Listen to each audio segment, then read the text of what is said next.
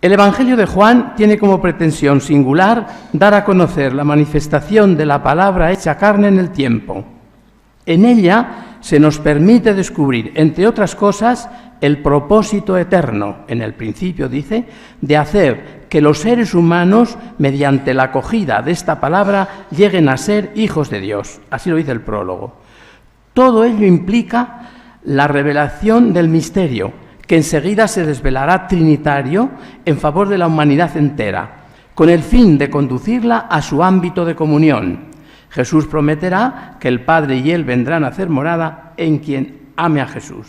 La revelación se orienta, pues, a la generación de la vida divina en la persona humana. Esto es la clave del Evangelio.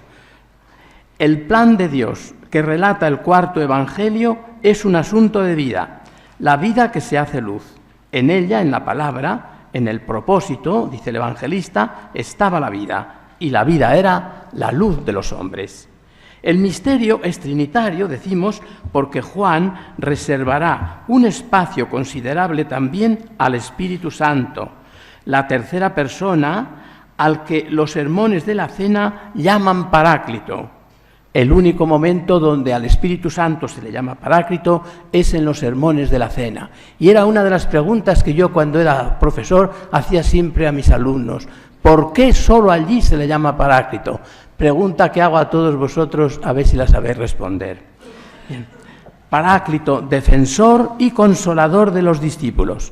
Desde el interior del yo humano hará el oficio de maestro luminoso. Una de sus características principales será la de morar en ellos.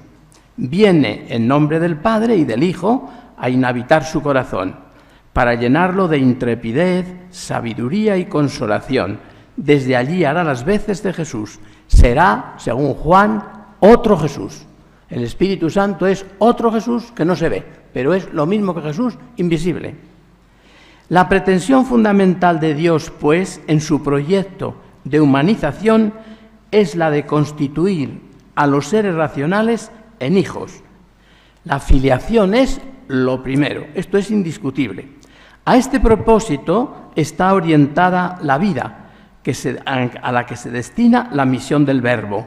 Junto con esta, el Evangelio desarrolla otra línea, la de la anuncialidad.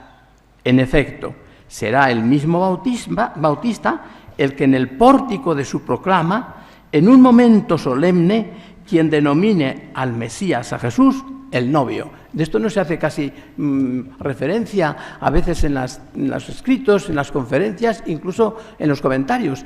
Juan, una de las primeras cosas que dice es que Jesucristo es el novio, es una proclama, es el novio. Esto está en Juan 3:29. Esta afirmación constituyente en la boca del precursor halla uno de sus puntos clarificadores en las bodas de Caná, cuya abundancia de vino inundará el Evangelio entero, así lo dice Stibada, alcanzando incluso la altura de la cruz. Y otra de sus concreciones será el encuentro pascual de Jesús con María Magdalena, en que se refleja la nueva comunidad, como vimos ayer. Por tanto, ya tenemos dos elementos claves con los cuales hay que añadir otro. Tenemos la filiación, la anuncialidad y la amistad. Es lo que revela el Evangelio de Juan, y el trato que Dios va a tener con el hombre y la mujer va a ser esto. En cuanto a la filiación, hallamos una afirmación contundente en el prólogo, ya nos hemos referido a ella, y la misma palabra Padre, tan extendida en las páginas joánicas, no solo califica a Jesús, sino también a los discípulos. Por otra parte, el Evangelio se ha escrito para que los lectores adquieran una nueva existencia, para que tengan vida.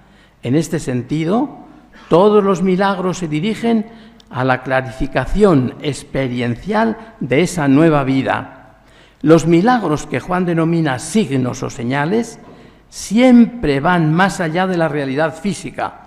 Son significantes de experiencias del nuevo modo pascual de existir, que traspasa todo el escrito joánico. Esa vivencia nueva traspasa todo el escrito. También la expresión Hijo único, que está en el seno del Padre, que habría que traducir que está hacia el seno del Padre y que es intraducible este versículo del prólogo, sin duda, connota la filiación de Jesús, la esencia del Padre y la nuestra. Algún autor ha sospechado que la traducción más exacta de este inciso sería el que arrastra al seno del Padre. Así dice el padre Boamar, que antes del texto que tenemos estaría escrito este texto, que sería después corregido en Juan. El que arrastra al seno del Padre. Por tanto, digamos, es una corriente tremenda que la que quiere meter Jesucristo en el mundo, que arrastra hacia el Padre, constituyéndonos evidentemente hijos. Y no ha faltado quien ha llegado a pensar que el centro del Evangelio juaneo no lo constituye directamente la persona de Jesús, como parecería lo más lógico desde una primera lectura, sino el Padre. Esta es una expresión de uno de los mejores especialistas en Juan, hasta hace unos años, que era el padre Tuñí, que decía que lo que más le había llamado la atención después de tantos estudios sobre Juan era que había descubierto que el objeto del Evangelio es el Padre, no es Jesús. Padre sería la esencia de Dios y la medula de la historia salutis, y transmitirla a través de las modulaciones filiales del Hijo para transformar a los hombres en hijos constituiría la intencionalidad suprema que persigue el relato juaneo.